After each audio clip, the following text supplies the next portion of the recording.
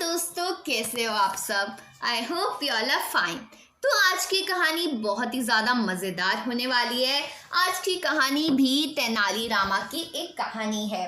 तो आज की कहानी का टाइटल जानने से पहले सबसे पहले आप वीडियो को लाइक कर दो। और क्योंकि मैं आप सभी के लिए रोज वीडियो लाती हूँ, रोज एक नई कहानी लाती हूँ, इसलिए चैनल को सब्सक्राइब करना भी मत भूलिएगा। और जिससे आपको हर वीडियो का अपडेट मिलते रहे, इसलिए बेल आइकन को भी दबा दिएगा। तो आज का टाइटल है शिल्पी की अद्भुत मांग। ये है तेनाली रामा की कहानी। तो चलो शुरू करते हैं। विजयनगर के महाराज कृष्णदेव हर बार तेनालीराम की सूझबूझ से दंग रह जाते थे। इस बार भी तेनालीराम ने महाराज को हैरान कर दिया।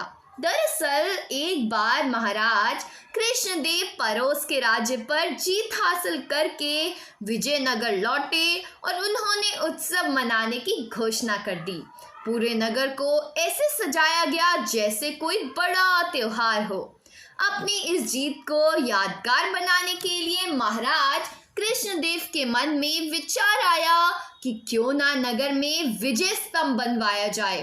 स्तंभ बनाने के लिए महाराज ने राज्य के सबसे हुनरमंद शिल्पीकार को तुरंत बुलवाया और उसे काम सौंप दिया। महाराज के आदेश अनुसार शिल्पी भी अपने काम में जुट गया और कई हफ्तों तक दिन रात एक करके उसने विजय स्तंभ का काम पूरा किया।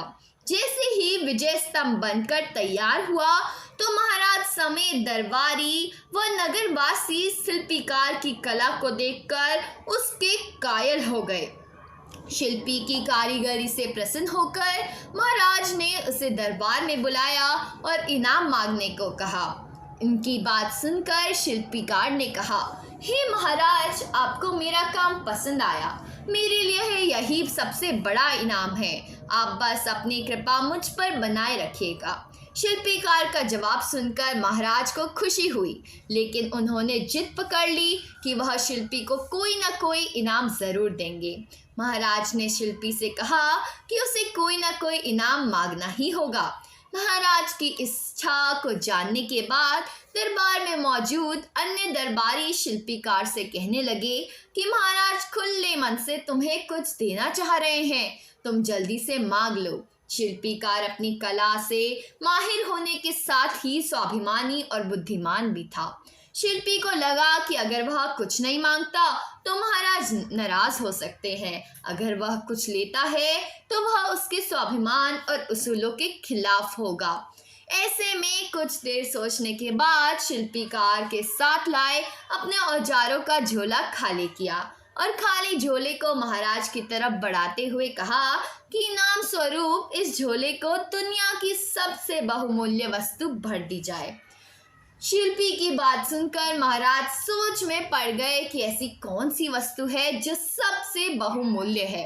काफी देर तक सोचने के बाद महाराज ने दरबार में मौजूद राजपुरोहित व सेनापति समेत अन्य दरबारियों से इसका जवाब मांगा। घंटों सोचने के बाद भी शिल्पी को क्या दिया जाए, इसका उत्तर किसी को समझ नहीं आया।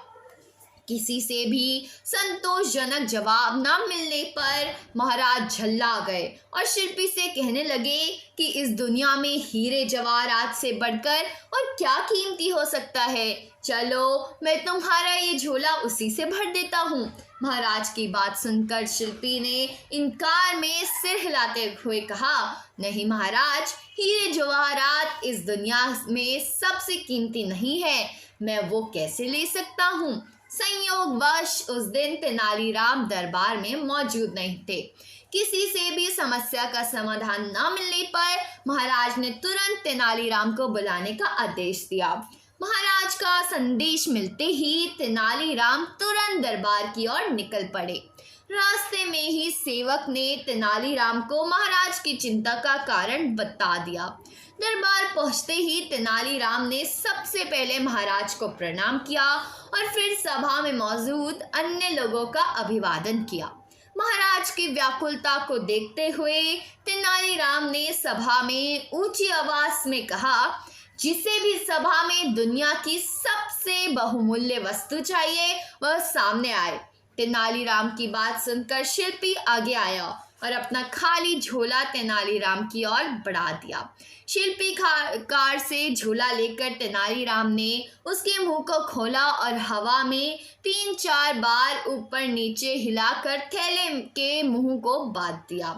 इसके बाद तेनालीराम ने झोला शिल्पी की ओर बढ़ाते हुए कहा कि अब आप यह झोला ले सकते हैं, क्योंकि मैंने इसमें दुनिया की सबसे कीमती वस्तु भर दी है।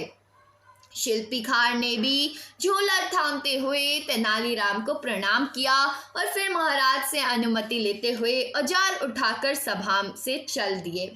यह दृश्य देखकर सभा में मौजूद सभी लोग अचंभित रह गए। महाराज ने उत्सुकता जताते हुए तेनालीराम से पूछा कि शिल्पी को खाली झोला देने के बावजूद वह बिना कुछ कहे ही क्यों चला गया।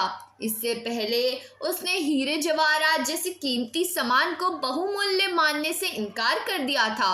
महाराज की उत्सुकता व दरबारियों के चेहरे पर प्रसन्न चिन्ह को देखते हुए तेनालीराम ने कहा, हे महाराज, वह झोला खाली बिल्कुल नहीं था, क्योंकि उसमें दुनिया की सबसे बहुमूल्य वस्तु यानी हवा भरी हुई थी। इस दुनिया में हवा से कीमती और क्या है, जिसके बिना हम जीवित नहीं रह सकते, और जीवन तो सबसे कीमती है।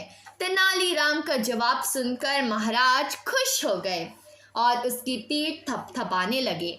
तेनालीराम की बुद्धिमत्ता से प्रसन्न होकर महाराज ने उसे इनाम स्वरूप अपने गले से एक कीमती मोतियों की माला निकालकर पहना दी।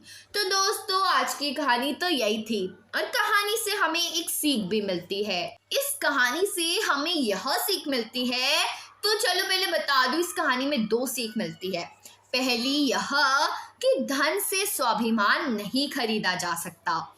दूसरी यह कि दुनिया में सबसे कीमती हवा है, जिसका मूल्य कोई नहीं चुका सकता। हमें यह मुफ्त मिलती है, इसलिए हम इससे कीमती दौलत को समझ लेते हैं, लेकिन यही हमारे लिए जीवन है, और हर मनुष्य के लिए जीवन ही सबसे कीमती है। तो दोस्तों, अगर कहानी पसंद आई हो तो वीडियो को लाइक करना, चैनल को सब्सक्राइब करना और कमेंट में बताना कि आपको मेरी कहानी कैसे लगी। तो चलो दोस्तों, अब मिलते हैं हम अगली वीडियो में। अभी के लिए बाय बाय।